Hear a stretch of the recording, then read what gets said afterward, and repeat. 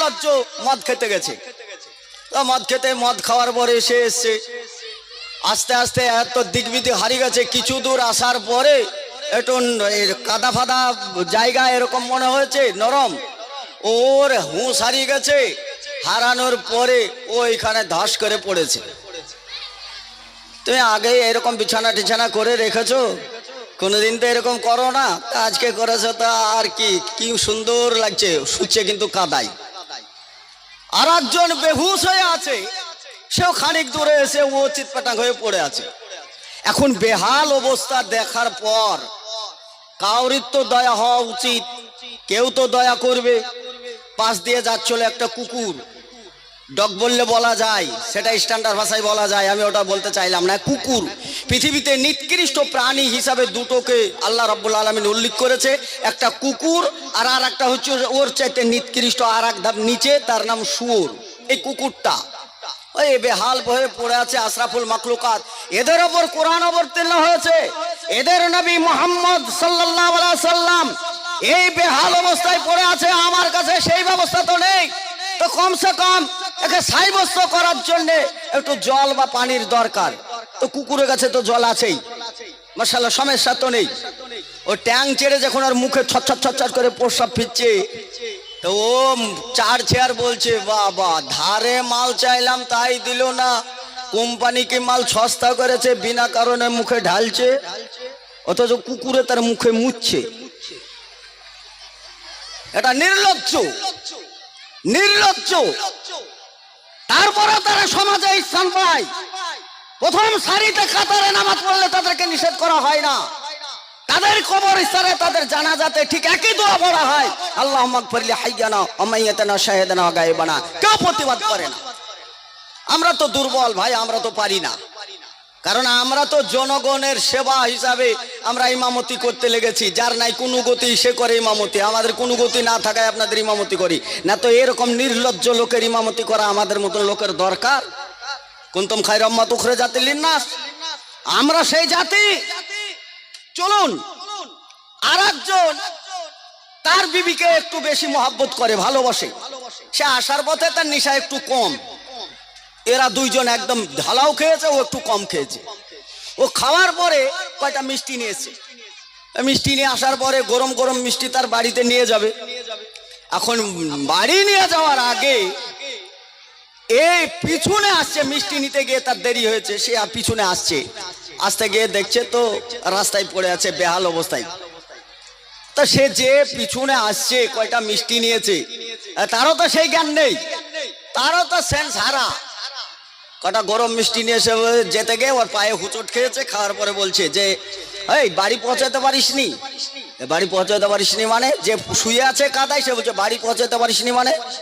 আরে তোকেও বাড়ি যেতে হবে না, এখানে শুয়ে যা, আমার স্ত্রী ভালো বিছানা করেছে, এখানে শুয়ে যা।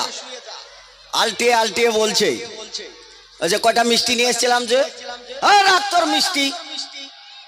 তা মিষ্টি যখন আমার স্ত্রী যখন খাবেই না, তাহলে তুই দুটো মিষ্টি খা।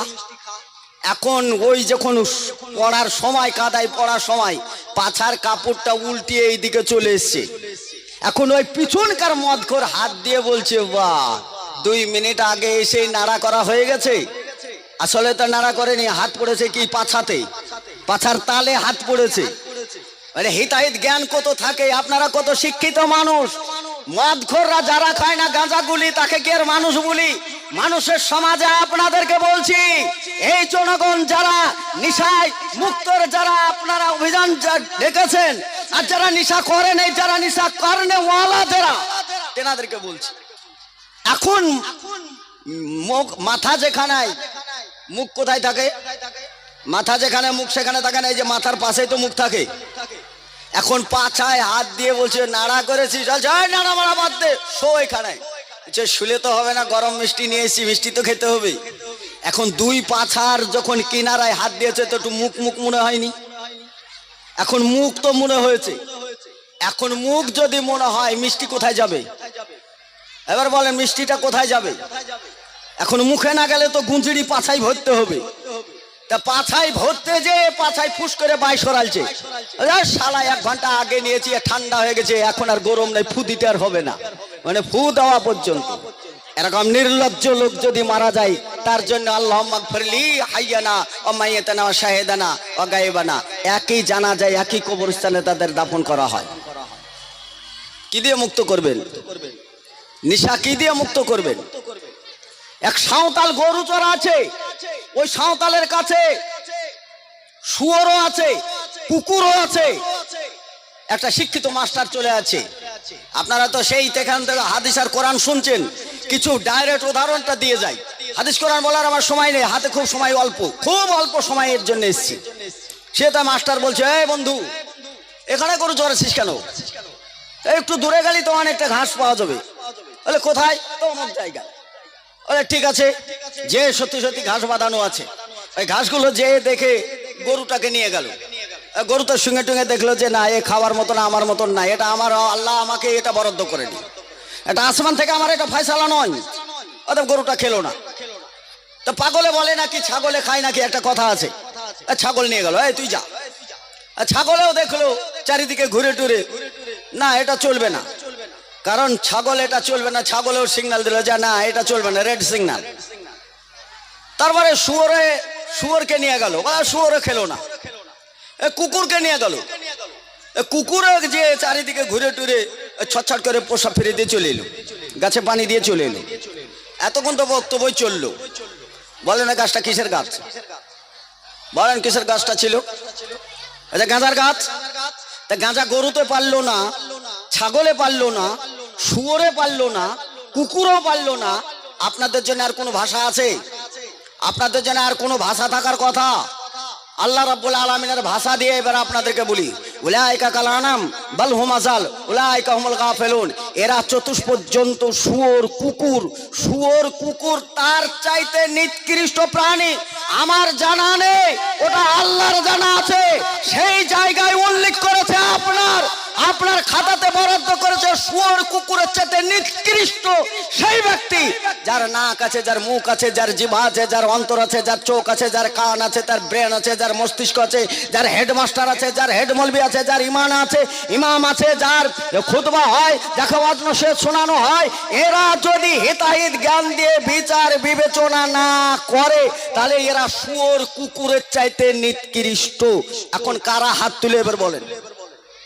ওই গ্রুপে কারা পড়েছে? এবার হাত তোলেন। খাবেন না? আচ্ছা ভাই, ওই নিশা যদি এত ভালোই হয়, তা আমি আপনাদের ইমাম, সবচাইতে ভালো খাবার তো আমাদেরকে বাছাই করে দেন। যেদিন আমার পালি পড়ে সেই দিন আপনি মুরগি জবাই করেন, সেদিন ছাগল জবাই করেন, একটু গোশ নিয়ে ইমাম সাহেবের পালি, ওই সঙ্গে সঙ্গে আমাকে দুপুরি গাঁজা দেবেন না? কারণ গাঁজাটা তো আপনিও ভালোবাসেন। রাসূলের হাদিস আছে যে তুমি যেটা ভালোবাসো তোমার ভাইয়ের জন্য সেটা ভালো বেশি করে বাসো। তুমি যেটা খাবে, যেই মানের খাবে তোমার স্ত্রীকে সেটা খাওয়াও। তুমি যে মানের পড়বে তোমার স্ত্রীকে সেটা পরাও। তাহলে আপনি যে গাঁজাটা খাচ্ছেন তা আপনার স্ত্রীকে খাওয়ানো দরকার কি দরকার নাই? তা আপনি যে মদটা খাচ্ছেন ওই মদ আপনার স্ত্রীকে খাওয়ানো দরকার। আচ্ছা, কারা আপনার স্ত্রীকে মদ খাওয়াচ্ছেন বলেন? যদি স্ত্রীকে যদি মদ না খাওয়ান তাহলে তো হক আদায় হয়নি। একজন মুসলমান আর একজন মুসলমানের যদি হক আদায় না করেন তা আপনি জান্নাতে যাবেন না জাহান্নামে যাবেন? বলেন। তা আপনি যদি মদ খাওয়াটা পছন্দ করেন, আচ্ছা আপনি বাদ দেন, আপনি আমার পিছনে ওই সূরা ফাতিহা দিয়ে অন্য সূরা দিয়ে ও বিসমিল্লাহির রহমানির রহিম কুল হুয়াল্লাহু আহাদ আল্লাহুস সামাদ লাম ইয়ালিদ ওয়া লাম ইউলাদ ওয়া লাম ইয়াকুল লাহু কুফুয়ান আহাদ, এই ছোট সূরাগুলো দিয়ে যে আমি সালাতটা আদায় করাই বা আমি সামনে থাকি ইমামতি করি, আপনার আমার পিছনে থাকেন। কে আপনি? লাট সাহেবের পুত্র? আপনি কি মহারাজ? আপনি কি প্রধানমন্ত্রী নরেন্দ্র মোদী? যা আপনি এখানে ফক ফক ফক ফক করে বিড়ি টানবেন, টেনে বিড়ি ফেলে দিয়ে খচখচ খচ করে উজু করে যে আমার পিছনে নামাজ পড়বেন, সেটা অপরাধ না। যদি আমি একটা সিগারেট খাই, চা খেলাম, খাওয়ার পরে একটা সিগারেট খাই, আমার পিছনে নামাজ পড়বেন না কেন? আপনারই তো ইমাম। তা আপনার মতন বেঈমান লোকের যদি ইমামতি করতে হয় তা আমাকে তো কিছুটা হলেও আপনাদের গ্রুপে মিশতে হবে। আপনি যদি ওইটা খেয়ে মুক্তাদি হতে পারেন তাহলে আমি ওই বিড়িটা খেয়ে ইমামতি করতে পারবো না কেন? কে দিয়েছে এই স্পর্ধা? তুমি আমার পিছনে সালাত আদায় করবে, এই স্পর্ধা তোমাকে কে দিয়েছে? অতএব তুমি করো আর নাই করো, ওর জন্য ইন্নাল্লাহা আলা কুল্লি শাইইন কাদির, সর্বক্ষমতার অধিকারী একমাত্র আল্লাহ। আর সেটাই আপনি বলেছেন আলহামদুলিল্লাহ রাব্বিল আলামিন। সমস্ত ক্ষমতার মালিক কিন্তু আপনি আল্লাহকে বলে দিয়েছেন। মালিক আহমেদ দিন বিচার দিবসের মালিক তিনি, আপনি বলেছেন, আপনারা বলেছিলেন। তাহলে আমি বিড়ি খেয়ে ইমামতি করতে পারবো না। আপনি কলসির কলসি মদ খেয়ে বেশ এরকম রুমাল আর মাথায় টুপি দিয়ে ঈদের পোশাকটা গায়ে দিয়ে একবার ইমামের পিছনে যে আপনি ঈদের সলাত আদায় করতে যান, লোক ভর্তি থাকে, জনগণ থাকে। আজকে যৌথ ভাবে এইখানে এসে এই সমস্ত যুবকরা এই সমাজে এইখানে উঠে অঙ্গীকার করলো ঐক্যবদ্ধ হয়ে যে নেশামুক্ত সমাজ করবই করব। তেনারা কিন্তু ওই ঈদগাহে থাকে, প্রত্যেকে চিহ্নিত, ওই গাঁজাখোরের মুখ চিহ্নিত, মদখোরের মুখ চিহ্নিত, ওই সমস্ত জুয়াখোরের মুখ চিহ্নিত। কেউ আজ পর্যন্ত কোন ইমাম বা কোন নেতা, কোন মন্ত্রী বা কেউ আজ পর্যন্ত বলেনি বেটা এই ইমামের পিছনে বসার তোর যোগ্যতা নাই, তুই ওই চটি আছে চটির নিচে চলে যা। বলেছেন এটা রাসূলের হাদিস, এইটা ছিল রাসূলের আদর্শ। লাকাদ কানা লাকুম ফি রাসূলিল্লাহি উসওয়াতুন হাসানা। যার উত্তম চরিত্রের অধিকারী, সেই চরিত্রকে দূরে সরিয়ে দিয়ে আপনি ইবলিসের চরিত্র ধরেছেন। তাছাড়াও আপনি গাঁজা খেয়ে, বিড়ি খেয়ে, মদ খেয়ে, এবা খেয়ে আপনি আমার সমাজে বসবাস করেন। কারোর তো কিছু হয় না। বিয়ে দেওয়ার সময় আপনি কোন সময় দেখতে চান না ছেলেটা সলাত আদায় করে না করে না, ছেলেটা নেশামুক্ত কি না, ছেলেটা বিড়ি খায় কি খায় না, রাত্রে গোপনে মদ খায় কি খায় না, এই খোঁজ খবর রাখে না। খোঁজ খবর রাখে ছেলেটা কি করে খায়, ওর ব্যবসা কি, ও কত টাকার মালিক, এই সমস্ত দেখে বিটিকে তুলে দেওয়া হয়। আর সে রাত্রে এসে মদ খেয়ে টলকাতে টলকাতে চলে আসে। নিজের স্ত্রীর সঙ্গে সঙ্গ দেয় না, অপরের সঙ্গে সঙ্গ দেয়। সব সমাজ জানে, কেউ কোনোদিন কথা বলে না। ইয়ার কোন জ্বালা, এ কোন জ্বালা, চারিদিকে শয়তানের খেলা, মুসলিম মুখে জমকালা। কথা বলে না রে, এরা কথা বলে না। আসলে কি কথা বলতে জানেন না, কথা বলেন না। কোন শক্তি আপনাকে পিছনে ঘিরে রেখেছে আপনি সব সময় জেনে রাখেন। চোর যতই শক্তিশালী হোক না কেন, চোর যতই শক্তিশালী হোক, মালিক দুর্বল হলেও জিতকার হবে। জিত মালিকের হবে না চোরের হবে, কথা বলেন। তাহলে আজকে সমাজে অধিকাংশ লোকই তাহলে আমরা নেশার সঙ্গে যুক্ত, নাহলে সমাজ কন্ট্রোল হয় না কেন? হয়তোবা আজকে যারা এখানে উঠে এই মঞ্চে যে যুবকদের আহ্বানে আমিও এসেছি, আপনারাও এসেছেন।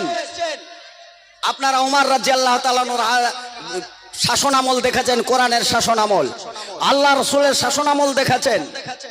ডাকার পরেও আপনি আমাকে সাহায্য করার জন্য আমাকে বলেন, সমাজে বলেন, দাঁড়িয়ে বলেন, অথচ আপনার ছেলে মদ খেয়ে টলকাতে টলকাতে চলে আসে।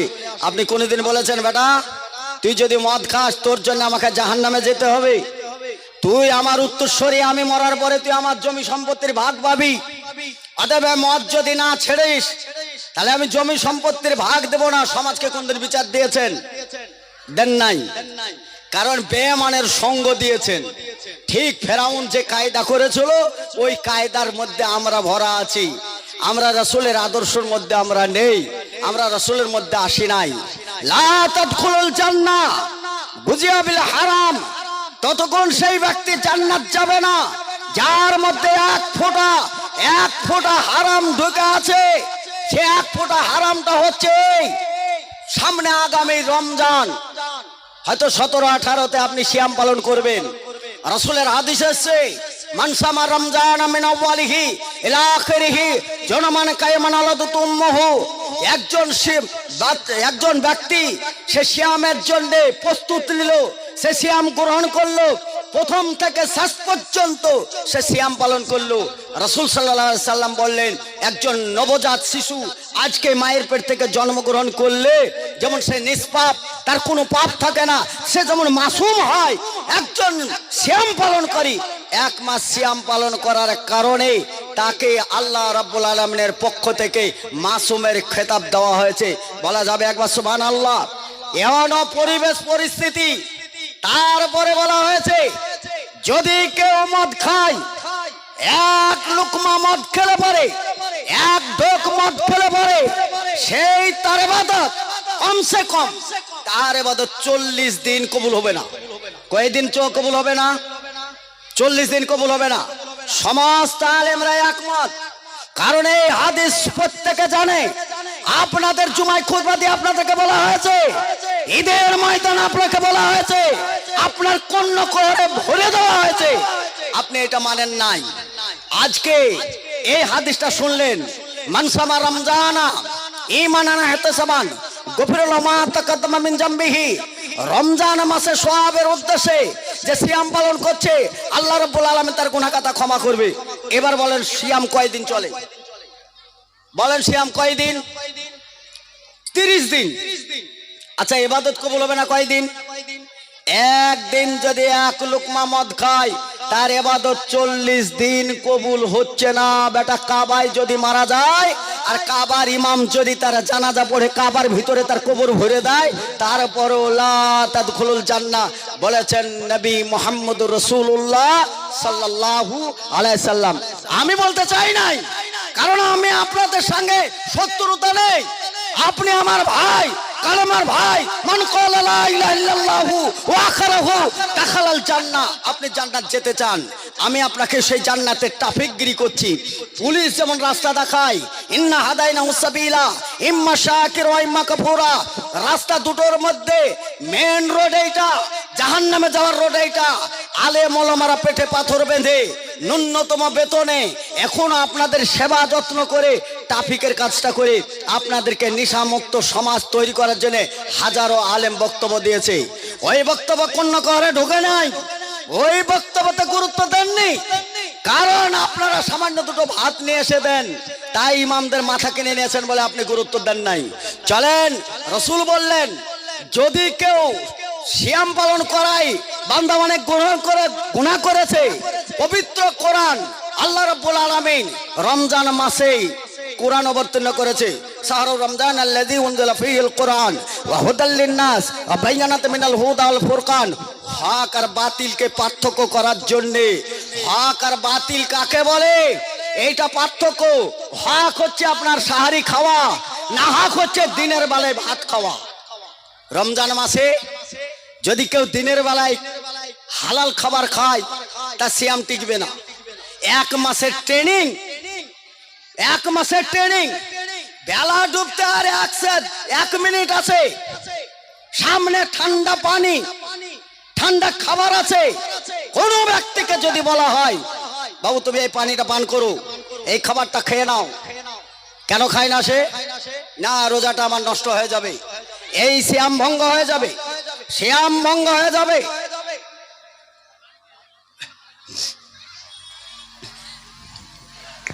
হ্যালো, মা বোনদের কাছে আমার বিনীত নিবেদন, ওই যে হই হল্লা হচ্ছে, খুবই গুরুত্বপূর্ণ আলোচনা হচ্ছে, এর ভিতরে যদি টুকাটুকি হয় তো খুব একটা ভালো বুঝাবে না।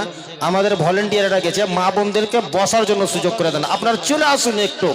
যে হ্যাঁ, জানছেন যে বহরমপুরি সালাফি সাহেব খুব গুরুত্বপূর্ণ আলোচনা রাখবেন, তাই মা বোনও আবার বাড়ি থেকে সব ভেঙে পড়েছে, তো বসার জন্য একটু সুবিধা বানিয়ে দেন। তাহলে আজকে যারা আমরা পবিত্র কোরআনের উপর মহব্বত রেখে ভালোবেসে রমজান মাসে আমরা সিয়াম পালন করব, প্রস্তুতি আছে। তাহলে রমজান মাসে যে কোরআন অবতীর্ণ হয়েছে, এই কোরআনের মধ্যে আর একটি আয়াত এসেছে। কি এসেছে? খায়রুম মিন আলফি শাহর তানাজ্জালুল মালায়েকা। একটি রাত্রি, এই রাত্রির ইবাদত আল্লাহ রাব্বুল আলামিন 1000 মাসের চাইতে উত্তম বলেছে। 1000 মাসের চাইতে উত্তম বলেছে। তাহলে এত গুরুত্বপূর্ণ একটি রাত নয়, 5টি রাতের কথা বলা হয়েছে। তাহলে একটা রমজানে ইতিকাফের ব্যবস্থা আছে, একটি রমজানে এক অপরকে সাহারি বা ইফতারি খাওয়ানোতে ক্বালা সাবাবুন বারাবার নেকি দেওয়ার কথা বলেছে। এত সার্বিক উন্নয়ন একটি মাস, পাপী তাপির জন্য কল্যাণের মাস, রহমত ও বরকতের মাস। অথচ রমজান মাসের আগে 15 তারিখ বা 17 তারিখে আপনি মদ খেয়েছেন, মদ খাওয়ার পরে তোবা করেছেন, রমজান মাস আসছে আর মদ খাবো না, আর বিড়ি খাবো না, আর তামাক খাবো না, আর গাঁজা খাবো না, আর তাড়ি খাবো না, আর ফেলসেটি খাবো না, আর এবা খাবো না। আপনি প্রতিজ্ঞা করে এসেছেন, এখন প্রতিজ্ঞা করে দোয়া করলেন, আস্তাগফিরুল্লাহ আস্তাগফিরুল্লাহ আস্তাগফিরুল্লাহ আস্তাগফিরুল্লাহ আল্লাজি লা ইলাহা ইল্লাহুল হাইয়ুল কাইয়ুম ওয়া আতুবু ইলাইহি। তাহলে এটা বলা হয়েছে, তাহলে এই বলাতে তাহলে রমজান মাস কেন্দ্রিক যাবতীয় সার্বিক ভাবে কল্যাণের মাস, রহমতের মাস, বরকতের মাস, কুরআন অবতীর্ণর মাস, সেই মাস থেকে আপনি বঞ্চিত হলেন কবে? রমজান মাসের আগে 15 তারিখ বা 16 তারিখ 17 তারিখে মদ পান করেছেন। রমজান শুরু হলো 18 থেকে শেষ হয়ে গেল গোটা রমজান, কিন্তু আপনার দোয়া কবুল হতে কোনো 10 দিন বাকি থাকলো। এর মধ্যে যদি আপনি মারা যান, এর মধ্যেও যদি আপনি মারা যান, সিয়াম পালন করেছেন, দান করেছেন, সাদকা করেছেন, তারাবি পড়েছেন, তাহাজ্জুদ পড়েছেন, আরো কিছু করে দিয়েছেন বা একটা মসজিদ বানিয়ে দিয়েছেন, কিন্তু আপনার সীমারেখা 30 দিনের মধ্যে আপনি মারা গেলেন। আপনার এই 40 দিন পর্যন্ত আল্লাহ রাব্বুল আলামিন কিছুই কবুল করব না বলেছে। আমার কি করার আছে বলেন? আল্লাহ করব না বলেছে, তা আমি কি করব? আমি শুধুমাত্র আপনাদেরকে বোঝাতে এসেছি বা বলতে এসেছি, ইন্নাল্লাহ রাব্বি ওয়া রাব্বুকুম ফাবুদু হাযা সিরাতুল মুস্তাকিম। আল্লাহ আপনার ও আমাদের রাস্তা একটাই রাস্তা, যাওয়ার রাস্তা একটাই রাস্তা। আল্লাহ যেন আমাদেরকে হেদায়েতের রাস্তায় পরিচালনা করার তৌফিক দান করেন। আর একটি সবচেয়ে গুরুত্বপূর্ণ কথা যেটা আপনারা অ্যারেঞ্জমেন্ট করেছেন, আব্দুল আজিম, আপনারা চিনেন,